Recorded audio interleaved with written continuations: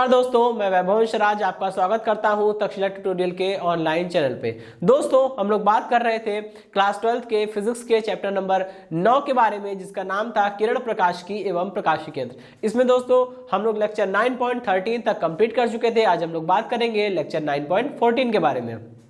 तो दोस्तों, आज के लेक्चर का हमारा जो पहला टॉपिक है वो है लेंस की क्षमता या फिर पावर ऑफ अ लेंस। दोस्तों, पावर ऑफ अ लेंस कहने का मतलब क्या है, इस चीज को समझेंगे। देखिए, अगर हम ये चीज समझना चाहते हैं कि किसी भी लेंस की क्षमता क्या होगी या पावर को हम लोग कैसे परिभाषित करेंगे, कैसे जानेंगे कौन सा लेंस कितना शक्तिशाली है या कौन सा लेंस कितना दुर्बल है, ये केवल इस चीज को मापने का केवल एक पैरामीटर है, एक तरीका है। ठीक है, कहते हैं अगर किसी लेंस की क्षमता ज्यादा आ रही है तो वो अच्छा है। ठीक है, अगर किसी लेंस की फोकस मतलब क्षमता कम आ रही है तो वो लेंस थोड़ा सा उस मामले में थोड़ा सा वीक है। ठीक है, अब यहाँ पे इसकी परिभाषा हम लोग देंगे कैसे।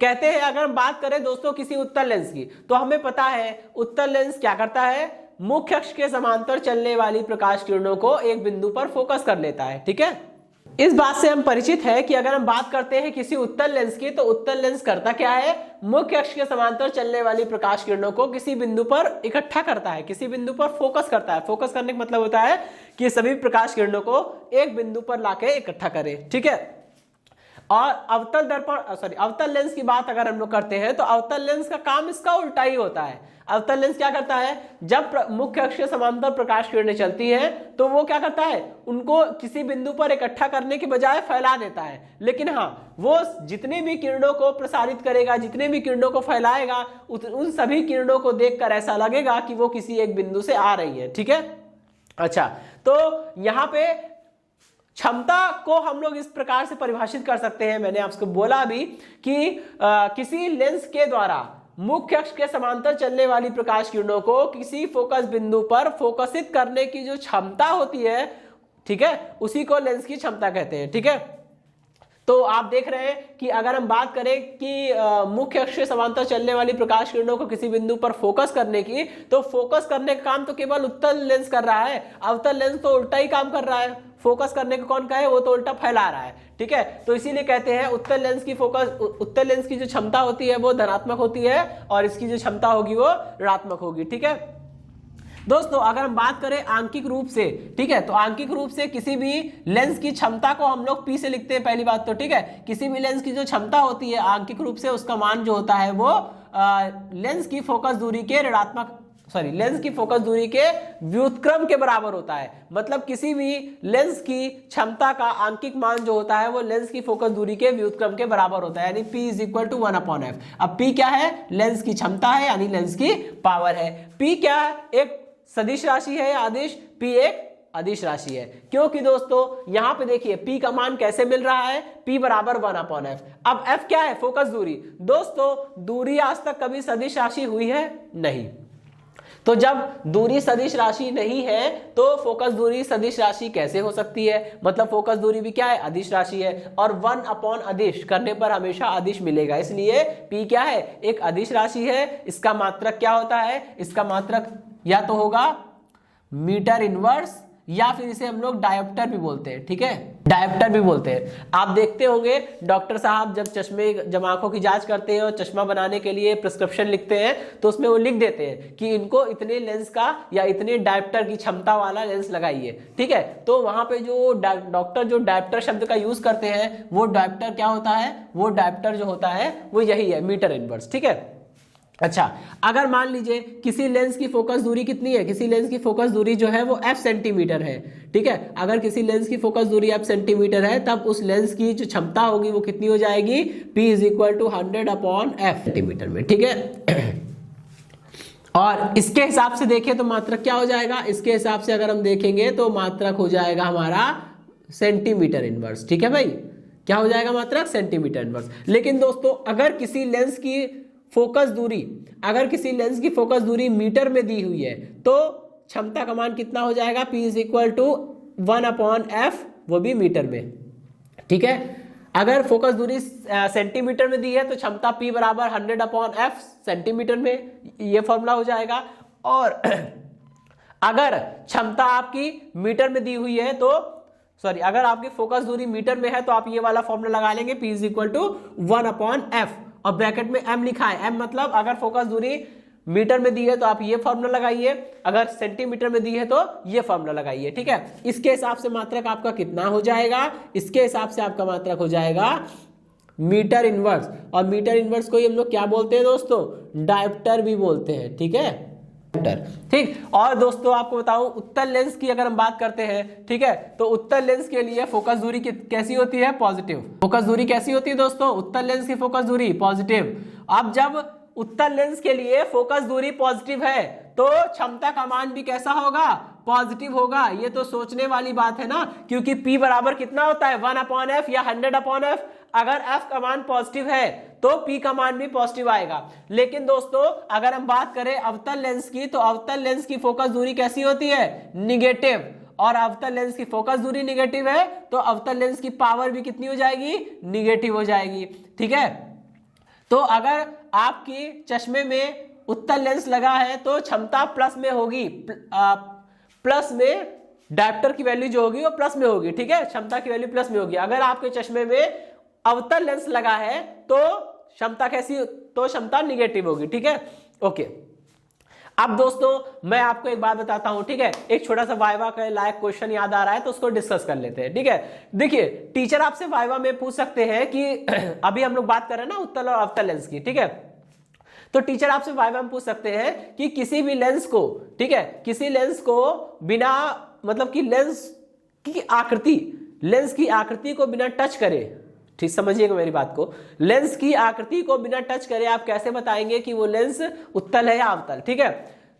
पहला क्वेश्चन तो ये है। दूसरा क्वेश्चन है कि अगर आपको लेंस को टच करने की अनुमति दे दी जाए तो आप कैसे बताएंगे कि वो उत्तल लेंस है या अवतल लेंस, ठीक है। तो पहले मैं इस प्रश्न का जवाब देता हूं। अगर आपको ये बोला जाए कि आप लेंस को छू कर बताइए कि कौन सा लेंस उत्तल लेंस है और कौन सा लेंस अवतल लेंस, तो उसके लिए क्या करेंगे, अगर आपको लेंस को छूने पर ऐसा महसूस हो कि वो लेंस बीच से मोटा है, साइड में पतला है, तो आप बोल सकते हैं कि वो उत्तल लेंस है। और इसी प्रकार इसका जस्ट उल्टा, अगर वो लेंस बीच से पतला लगे, किनारे पर मोटा लगे, तो समझ लीजिएगा वो अवतल लेंस है, ठीक है। तो दोस्तों ये तो पहले वाले क्वेश्चन का जवाब हो गया। अगर दूसरा क्वेश्चन आपसे बोला जाए कि अगर आपको लेंस को छूकर, मतलब उसके आकार को छूने की अनुमति नहीं है, आप उसका आकार छू के नहीं बताओगे कि कौन सा उत्तल लेंस है कौन सा अवतल लेंस है, केवल लेंस को छू सकते हो, उसके आकार को नहीं, तो आप बताइए कि वो लेंस उत्तल लेंस होगा या अवतल लेंस। तो इसके लिए सबसे अच्छा तरीका है कि नीचे किसी एक पेपर को रखिए जिस पेपर पे कुछ लिखा हो, ठीक है, किसी प्रिंटेड पेपर को रखिए, ठीक है, और जिस पे कुछ मैटर लिखा हो, कुछ भी लिखा हो, ठीक है, और उस लेंस को क्या करिए, उस पेपर के ऊपर रखिए, फिर अपने हाथों से उस लेंस को पकड़ के धीरे धीरे ऊपर की ओर उठाइए और बाहर से झांकिए। अगर आपको लेंस धीमे धीमे ऊपर उठाने पर पेपर पे लिखे हुए शब्द बड़े दिखाई देने लगे तो समझ जाइएगा वो उत्तल लेंस है। और इसका उल्टा, अगर लेंस को धीरे धीरे ऊपर उठाने पर पेपर में लिखे हुए शब्द आपको छोटे महसूस होने लगे, ठीक है, तो समझ लीजिएगा वो अवतल लेंस है, ठीक है दोस्तों। तो ये बात हो गई लेंस की क्षमता की, और हमने यहाँ पे दो टॉपिक, वाइवा वाले दो क्वेश्चन हमने कवर कर लिए। अब हम लोग आगे बढ़ेंगे और देखेंगे अपना अगला टॉपिक। तो देखिए हमारा जो नेक्स्ट टॉपिक है वो है पतले लेंसों का संयोजन, ठीक है। जैसे आपको मैंने बताया था कि लेंस मेकर फॉर्मूला इंपॉर्टेंट है, उस पर क्वेश्चन भी आते हैं और वो टॉपिक खुद एग्जाम में आता है, वैसे ही ये भी टॉपिक एग्जाम में आ सकता है, आपको क्वेश्चन पेपर में भी आ सकता है, और इस पे न्यूमेरिकल भी है जो कि आपको देखने को मिलेंगे। देखिए दोस्तों इस टॉपिक का मतलब क्या है, इस टॉपिक का मतलब ये है दोस्तों, इसमें हम लोग एक चीज जानना चाहेंगे, हम लोग इस चीज के बारे में जानना चाहेंगे कि जैसे अभी तक दोस्तों हमने चैप्टर नंबर 3 में विद्युत धारा के बारे में पढ़ा था। वहां क्या था, ढेर सारे प्रतिरोध लगे थे, जैसे मान लीजिए किसी परिपथ में 4 प्रतिरोध लगे हैं, ठीक है। हम नहीं चाहते कि उस परिपथ में 4 प्रतिरोध लगे, हम चाहते हैं कि हम उस परिपथ में केवल एक ही प्रतिरोध लगाएं और उस परिपथ में जो काम चारों प्रतिरोध लोग मिलकर कर रहे थे वो अकेला प्रतिरोध कर दे, ठीक है। तो इसको हम लोग बोलते हैं प्रतिरोधों का संयोजन करना, ठीक है, या तुल्य प्रतिरोध निकालना। जैसे हम लोग दो या दो से ज्यादा प्रतिरोधों को हटाकर उनके स्थान पर केवल एक प्रतिरोध लगा सकते हैं, वैसे ही हम लोग दो या दो से अधिक लेंसों को हटाकर उसकी जगह केवल एक लेंस भी लगा सकते हैं, जिससे सारा काम वैसा ही चलेगा जैसे पहले चल रहा था। ठीक है, इस प्रक्रिया को हम लोग बोलते हैं लेंसों का संयोजन। और जो एक लेंस लगाया जाएगा, दो या दो से अधिक लेंसों के स्थान पे जो एक लेंस लगाया जाएगा उस लेंस को बोलेंगे तुल्य लेंस। ठीक है, यानी कि वो सभी लेंसों के तुल्य होगा। ठीक, अच्छा, अब यहां पे हमको वही करना है, हमको एक फॉर्मूला निकालना है। ठीक, चलिए देखिए यहां पे अभी हमने सुविधा के लिए क्या किया है, केवल दो लेंस लिए। ठीक है, दो से ज्यादा भी हो सकते हैं, बहुत लार्ज नंबर में भी हो सकते हैं। ठीक है, हम लोग का पर्पस क्या है, अभी हम लोग केवल दो लेंस के लिए काम कर रहे हैं, दो लेंसों के लिए फॉर्मूला निकालेंगे, फिर उसी फॉर्मूले को हम लोग बढ़ा देंगे कि अगर n लेंस होंगे तो क्या होगा। ठीक है, जैसे हमने किया था दो प्रतिरोधों के लिए हमने समांतर और श्रेणी क्रम में फॉर्मूला निकाला था, फिर हमने बोला था अगर n प्रतिरोध होंगे तो ऐसे ही करके ये फॉर्मूला n तक बढ़ेगा। इसी प्रकार समांतर क्रम के लिए भी हमने बात करी थी, बिल्कुल वही काम यहां करना है। ठीक है, देखिए दोस्तों यहां पे दो लेंस है, पहले वाले लेंस को हमने नाम दे दिया L1, ठीक है, दूसरे वाले लेंस को हमने नाम दे दिया L2। यहां पे ये दोनों लेंस एक दूसरे से सटा कर रखे गए हैं। सटा के रखने का मतलब होता है दोनों के पृष्ठ आपस में टच कर रहे हैं। देखिए दोनों लेंसों के पृष्ठ आपस में टच कर रहे हैं। ठीक है, अब देखिए दोस्तों यहां पे हमने किया क्या है, पहले लेंस का प्रकाशिक केंद्र O1 है, दूसरे लेंस का प्रकाशिक केंद्र क्या है, O2 है। ठीक है, अच्छा, लेंसों में सारी दूरियां प्रकाशिक केंद्र से नापी जाती हैं। ठीक है, ये दर्पण नहीं है कि हम लोग ध्रुव से नापेंगे, तो सारी दूरियां प्रकाशिक केंद्र से नापी जा रही है। ये मुख्य अक्ष है। ठीक है, अब देखिए हमने माना है कि मुख्य अक्ष पर पहले लेंस के प्रकाशिक केंद्र O1 से U दूरी पर कोई एक वस्तु रखी है O।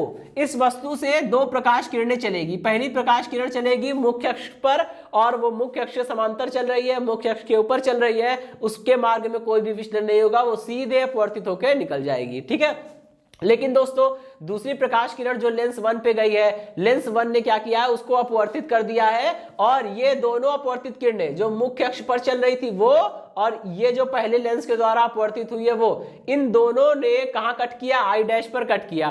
तो पहले लेंस के द्वारा वस्तु O का प्रतिबिंब जो है वो लेंस पहले लेंस से V डैश दूरी पर स्थित किसी बिंदु I डैश पर बन गया है। ठीक है, अब क्या होगा, ये पहले लेंस के द्वारा बनने वाला यही प्रतिबिंब क्या करेगा, दूसरे लेंस के लिए वस्तु का कार्य करेगा, और पहले लेंस के द्वारा बनने वाला यह प्रतिबिंब जब दूसरे लेंस के लिए वस्तु का कार्य करेगा तो दूसरा लेंस उसका दोबारा प्रतिबिंब बनाएगा, और वो है आई डैश। ठीक, आई है। ठीक है,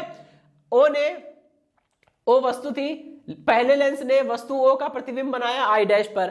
अब ये जो आई डैश है यही दूसरे लेंस के लिए वस्तु का कार्य कर रहा है और फाइनल प्रतिबिंब आई पर बन रहा है। ठीक है, अच्छा देखिए हमने क्या किया है, पहले लेंस के प्रकाशिक केंद्र O1 से वस्तु की दूरी को U माना है, और पहले लेंस के द्वारा बनने वाले प्रतिबिंब की लेंस के प्रकाशिक केंद्र O1 से दूरी V डैश है। ठीक है, अच्छा अब दूसरे लेंस के लिए आई डैश वस्तु हो गई और ये हमारी प्रतिबिंब हो गया। ठीक है, चलिए अब हमको करना क्या है, पहले लेंस के लिए फॉर्मूला लगाना है, लेंस समीकरण लगानी है, दूसरे वाले लेंस के लिए लेंस समीकरण लगानी है, फिर दोनों को जोड़ना है, देखते हैं क्या आता है। ठीक है, पहले लेंस के लिए लेंस समीकरण से। ठीक है, चलिए कितना हो जाएगा, 1/f is equal to 1/v minus का 1/u। ये तो फॉर्मूला होता है ना दोस्तों, 1/v माइनस 1/u। ठीक है, अच्छा अब दोस्तों हम पहले लेंस की बात कर रहे हैं, तो पहले लेंस की फोकस दूरी को हम f1 मान लेते हैं, दूसरे लेंस की फोकस दूरी को हम f2 मान लेंगे। ठीक है, तो जब पहले लेंस की बात हो रही है तो फोकस दूरी भी पहले लेंस की होगी ना, तो f की जगह क्या लिख देंगे, f1 लिख देंगे। और दोस्तों v क्या होता है, v होता है लेंस के द्वारा बनने वाले प्रतिबिंब की लेंस से दूरी। अभी बात कर रहे हैं पहले लेंस की, तो पहले लेंस से प्रतिबिंब की दूरी, पहला लेंस ये है, प्रतिबिंब ये है, पहले लेंस की प्रतिबिंब से दूरी, पहले लेंस की प्रतिबिंब से दूरी कितनी हो जाएगी, v डैश हो जाएगी। तो यहां पे v की जगह क्या लिख देंगे, v डैश लिख देंगे। और दोस्तों u क्या होता है, लेंस की वस्तु से दूरी।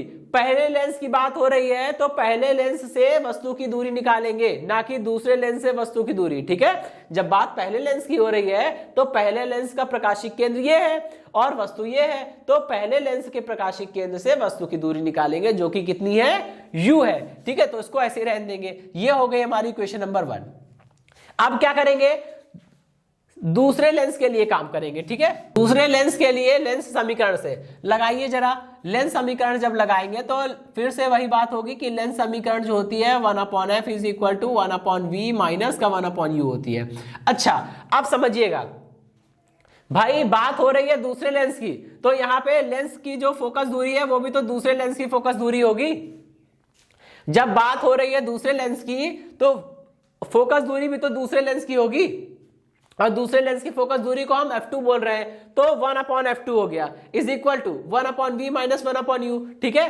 अब दोस्तों v क्या होता है? v लेंस के द्वारा बनने वाले प्रतिबिंब की लेंस से दूरी होती है। दोस्तों दूसरा लेंस जो है वो कौन सा प्रतिबिंब बनाता है? दूसरे लेंस के द्वारा बनाया गया प्रतिबिंब तो आई डैश है, सॉरी आई डैश कह रहा हूं, आई है, ठीक है। जब दूसरे लेंस के द्वारा बनाया गया प्रतिबिंब आई है तो दूसरे लेंस से आई की दूरी निकाल लीजिए, वही वस्तु के प्रतिबिंब की दूरी हो जाएगी जो कि v के बराबर है। तो यहां पे तो v रहेगा, कोई दिक्कत नहीं, ठीक है। लेकिन दोस्तों u क्या होता है? लेंस से वस्तु की दूरी। और भाई दूसरे लेंस के लिए वस्तु क्या है? I dash. तो दूसरे लेंस से यानी कि O2 से आई डैश की दूरी निकाल लीजिए, वही हो जाएगी वस्तु की दूरी। लेकिन दोस्तों प्रॉब्लम यहां पे ये आती है कि हमें तो O1 से दूरी पता है, ठीक है, हमें तो O1 से दूरी पता है आई डैश की, जो कि v डैश के बराबर है। O2 से दूरी कहां से लाएंगे? तो दोस्तों हमने क्या बोला है? ये पतले लेंस है, ठीक है।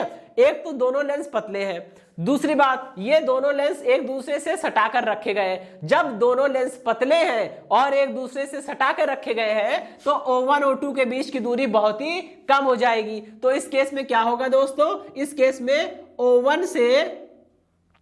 O1 से आई डैश के बीच की दूरी जो है वो लगभग बराबर हो जाएगी O2 से आई डैश के बीच की दूरी के, जो कि v डैश के बराबर है। तो दोस्तों यहाँ पे O2 से आई डैश के बीच की दूरी को भी हम v डैश लिख देंगे, ठीक है। तो यहाँ पे वस्तु की दूरी की जगह पे क्या आ जाएगा? v डैश आ जाएगा। Equation number 2। अब क्या करेंगे? दोनों समीकरण को जोड़ दीजिए। समीकरण 1 प्लस समीकरण 2 दोनों को जोड़ेंगे, ठीक है। और दोनों को जोड़ने के बाद देखिए क्या बनेगा? 1/f1, ठीक, plus 1/f2 is equal to, यहां पे कितना आएगा? 1/v डैश माइनस का 1/u, और इधर इसको जोड़िए, ये हो जाएगा 1/v माइनस का 1/v डैश, ठीक है। अब देखिए v डैश 1/v डैश से 1/v डैश कट जाएगा, कितना बचेगा? ये बचेगा 1/f1 plus 1/f2 is equal to कितना हो जाएगा? 1/v माइनस का 1/u, ठीक है। अब दोस्तों यदि लेंस की तुल्य फोकस दूरी कितनी हो? f हो, ठीक है। यहां पे मैं इसको स्टॉप करता हूं। इक्वेशन नंबर 3, यदि लेंस की तुल्य फोकस दूरी f हो तब क्या होगा?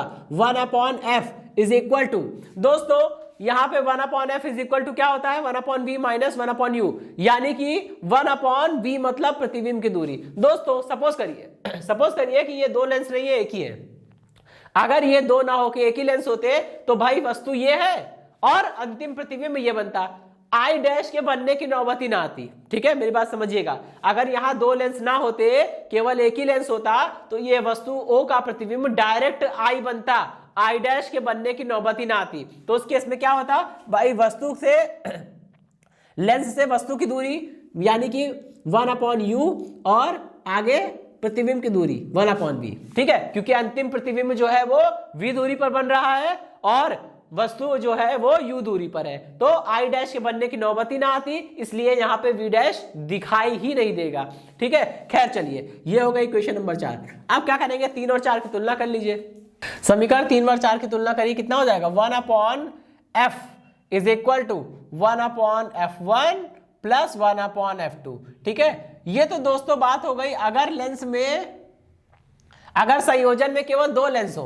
अगर मान लीजिए संयोजन में 2 लेंस ना हो कि n लेंस हो, अब n कुछ भी हो सकता है, 40, 50, 100, 200, 500, 1000, ठीक है। अगर संयोजन में n लेंस हो तब, यदि संयोजन में कुल n लेंस हो तब क्या होगा दोस्तों?